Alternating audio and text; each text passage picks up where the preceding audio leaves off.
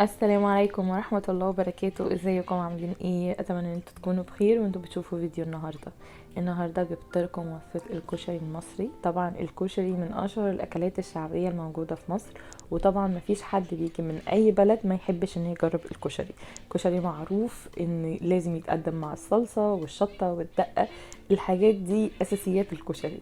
هنعرف كل حاجة لوحدها بالتفصيل، طريقتها سهلة وبسيطة ومتاخدش وقت مننا خالص. هو اي نعم خطواته كتير، ولكن يستاهل ان انتوا تتعبوا علشان تعملوا طبق كشري عظيم زي ده. هنبدأ دلوقتي وهنشوف الطريقة مع بعض. ولو انتوا اول مرة تشوفوني، انا اسمي ليندا ودي قناتي. يا ريت لو عجبتكم القناة تشتركوا في القناة وتفعلوا زر الجرس عشان يوصلكم كل جديد، ولو عجبكم الفيديو متنسوش تعملوا لايك. ويلا نبدأ طول الطريقة. اول حاجة هبدأ بيها هي الحمص. انا هنقع الحمص الاول، يفضل ليلة كاملة. ولكن انا كنت مستعجلة فسبته حوالي تقريبا 6 ساعات وبس كده. حطيته في مية تكون ازيد منه. دلوقتي بقى هبدأ في تسوية العدس في كسرولة، واحطها على النار واحط فيها ميه واسيبها لحد ما تغلي. وبعدين هبدأ انزل عليها بالعدس. ده العدس ده بيسموه العدس ابو جبة في مصر. هو العدس الاسود ده. تمام، انا بسيبه يستوي نص تسويه، ما بسويهوش تسويه كامله.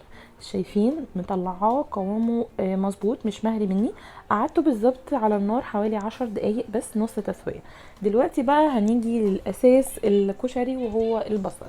هنبتدي نقطع البصل شرايح جوليان زي ما انتم شايفين بالشكل ده.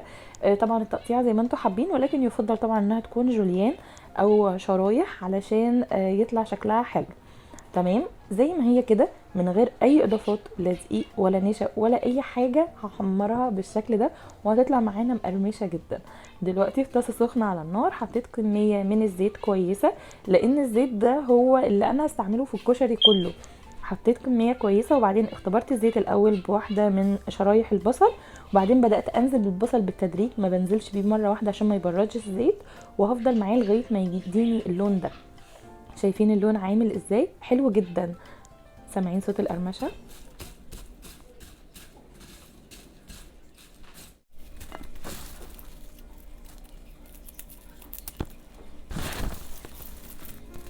هو ده الصوت اللي انا عاوزاه. انا ما حطيتش دقيق ولا نشا ولا اي حاجه، ولكن اللي خلاه مقرمش معايا كده ان انا طلعته على مناديل وسبته في الهواء، ما غطيتوش علشان يحافظ على قرمشته بالشكل ده. دلوقتي بقى هنبدا في سلق المكرونه. فانا في حله سخنه حطيت فيها ميه وسبتها تغلي، وحطيت عليها شويه من الزيت بتاع الكشري وشويه ملح. وبعدين بدات انزل بنوعين من المكرونه. الكشري متعارف عليه ان بيتحط عليه المكرونه المقصوصه دي والمكرونه الاسباجيتي. والاسباجيتي يفضل ان انتوا تكسروها علشان ما تبقاش كبيره قوي في المعلقه. في ناس بتكسرها 3 قطع، ولكن انا بقسمها على 2 بس بالشكل ده. سبت المكرونه لحد ما اتسلقت نص سلقه، ما تبقاش مهريه قوي، يعني هي يا دوب بس كده اتسلقت معايا. طلعتها وحطيت عليها شويه من زيت الكشري تاني عشان ما فيش حاجه تلزق مع بعض. دلوقتي بقى هبدأ في سلق الحمص في مية مغلية. بدأت أنزل عليها بشوية من زيت الكشري، وكمان هحط معلقة كبيرة من الكمون. الكمون طبعا ليه فايدة مهمة جدا، لأن الحمص بيتعب القولون، والكمون بيساعد ان القولون يبقى هادي شوية. وحطيت حوالي معلقة كبيرة من الملح. خلي بالكم من الملح علشان ما تكتروش ملح كتير تبقى يطلع معاكم كشري حادق. وبس كده هسيبها لحد ما تستوي. دلوقتي بقى نبدأ نجهز الرز. في حلة سخنة نزلت بشوية من زيت البصل، وبعدين بدأت أنزل عليهم بالشعرية، وهحمر الشعرية لحد ما يبقى لونها ذهبي كده حلو ومظبوط معانا. هتشوفوا دلوقتي اللون هو ده. دي الدرجة اللي أنا عاوزاها في الشعرية. طبعا الناس اللي ما بتحبش الكشري بالشعريه ممكن تستغنوا عن الشعريه خالص وتنزلوا بالرز ده على طول. دلوقتي بقى هبدا انزل عليهم بالرز. طبعا الرز يكون مغسول مش منقوع. المقادير كامله هتلاقوها تحت الفيديو في صندوق الوصف بالكوبايات، علشان لو حابين تعملوا الوصفه بنفس المقادير. بعد ما اديت للرز مع الشعريه تقليبه كده، وبعدين بدات انزل عليهم العدس الاسود او العدس ابو جبه. وبعدين بدات انزل عليهم بمعلقه من الكمون. طبعا الكمون اساسي، انا نزلت بيه معلقه كبيره كده محترمه. وبعدين نزلت عليه برضو بحوالي معلقة كبيرة من الملح، وفضلت اقلبهم تاني. التقليب في المرحلة دي مهم جدا، لان انا بشمع الرز وبشمع العدس بالزيت علشان ما يعجنش معايا. لازم التقليب اقل حاجة 10 دقايق. وبعدين بدأت انزل عليهم بمية مغلية. في ناس بتحب تستعمل شوربة، ولكن انا بفضل المية. ممكن تستعملوا طبعا مرقة خضار، دي حاجة ترجع لكم. وبس كده، شايفين المية بدأت تتبخر، بدلها بس تقليبة سريعة. ده كله كان على نار عالية. بدلها تقليبة سريعة وبعدين ههدي النار خالص وهسيبها تستوي براحتها. شايفين ده قوام الرز؟ طالع معايا مفلفل جدا، مش معجن. العدس طالع سواه مظبوط بالملي، الرز طالع سواه مظبوط، الشعرية نفس الشيء، مفيش اي حاجة معجنة.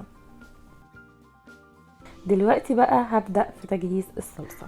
في كسرولة سخنة نزلت بمعلقة كبيرة من زيت البصل، وبعدين نزلت عليها بمعلقة كبيرة من الثوم المفروم. في المرحلة دي خلوا توم جنبكم كتير، لان احنا هنحتاجه في كذا حاجة. شايفين ده اللون اللي انا عاوزاه في الثوم. هبدأ انزل عليه بالصلصة او عصير الطماطم. انا استعملت صلصة، ولكن المتوفر عندكم لو انتوا حابين تستعملوا عصير طماطم فريش دي حاجة ترجع لكم. قلبتهم مع بعض، وبعدين بدأت اتبلها بشوية من الملح ومعلقة صغيرة من السكر وكمان معلقة صغيرة من الكمون. الكمون اساسي في الوصفة. وبس كده سبتهم يغلوا مع بعض، وده بيكون قوام الصلصة بتاعة الكشري. وطبعا انا بضيف معلقة السكر للطماطم في اي وصفة علشان يعادل حموضة الطماطم. دلوقتي بقى هبدأ بتحضير اساس الكشري، وهو الدقة. في كسرولة سخنة على النار نزلت بحوالي معلقتين كبار من الزيت بتاع البصل، ونزلت عليهم بمعلقتين كبار من الثوم المفروم الناعم، واديت له تشويحه كده. وبعدين نزلت عليهم بمعلقتين صغيرين من الكزبره الناشفه، وهسيبهم لحد ما يتحمروا شويه. بعدين هنزل عليهم بكوبايه من الخل وتقليبه بسيطه، وبعدين نبدأ نتبلها بشوية من الملح وشوية من الكمون. وهنزل عليها كمان بحوالي كوبايتين من المية. المية بتكون ضعف الخل. وبعدين هنزل عليها بمعلقة كبيرة من الليمون او عصير ليمونة. وبعدين هقلبهم مع بعض وهسيبهم لحد ما يغلوا. لو حسيتوا ان الخل طعمه هيبقى واضح زيادة ممكن تزودوا مية. وبس كده تكون الدقة جاهزة معايا. دلوقتي بقى هبدأ اجهز الشطة. في كسرولة سخنة نزلت بشوية من الزيت، وهنزل عليهم بكمية محترمة من الشطة. انا نزلت ب3 معالق كبار. وهنا يعني يفضل ان انتوا تلبسوا ماسك او حاجة، لان من هنا هتبتدوا بقى تكحوا وتعطسوا حاجات كده غريبة بسبب ريحة الشطة. الريحة بتكون فظيعة يعني. قلبتهم مع بعض كده في الزيت، وبعد كده نزلت عليهم بحوالي فنجان من صلصة الطماطم اللي احنا عملناها مع بعض، وفنجان من الدقة طبعا فيها كل التوابل، فانا مش هحتاج ازود اي توابل على الشطة. هسيبهم يغلوا مع بعض وبس كده. شايفين لما نحطها في الكوباية هتلاقوا ان الزيت بيطلع لفوق، ده زيت الشطة، والشوائب دي كلها بتبقى تحت. وبس كده. دلوقتي بقى هبدأ احمص العيش. طبعا العيش ده حاجة اختياري، ولكن اللي انا اعرفه ان الكشري بيتقدم مع العيش المحمص. يعني لو رحتوا اي محل كشري هتلاقوه بيقدم الكشري معاه شوية من العيش المحمص الجميل ده. فببدأ اقطع العيش على شكل مثلثات بنفس الطريقة اللي انتوا شايفينها دي كده. كده يكون العيش جاهز معايا. برضو في طاسة سخنة هنزل بكمية من الزيت وهبتدي اقلي فيها العيش. طبعا العيش ما بياخدش وقت في القلية خالص، هو بياخد لون بسرعة جدا بالشكل ده. شايفين انا قلبته على طول لانه بياخد لون بسرعة جدا. لازم تكونوا واقفين جنبه، واللي بيستوي بطلعه واحط مكانه جديد. شايفين ده بيكون لونه. تخلوا بالكم لان انتوا لو صبرتوا عليه عن كده طعمه هيمرر معاكم. بالشكل ده بدأت انزل بكل كمية العيش، وكده تكون كل المكونات بتاعه الكشري جاهزة معايا. البصل والحمص والرز بالعدس بالشعرية، وكمان المكرونة والعيش والشطة والدقة والصلصة. هنبدأ دلوقتي بقى في تجهيز طبق الكشري الجميل بتاعنا ده. شايفين الرز طالع ازاي؟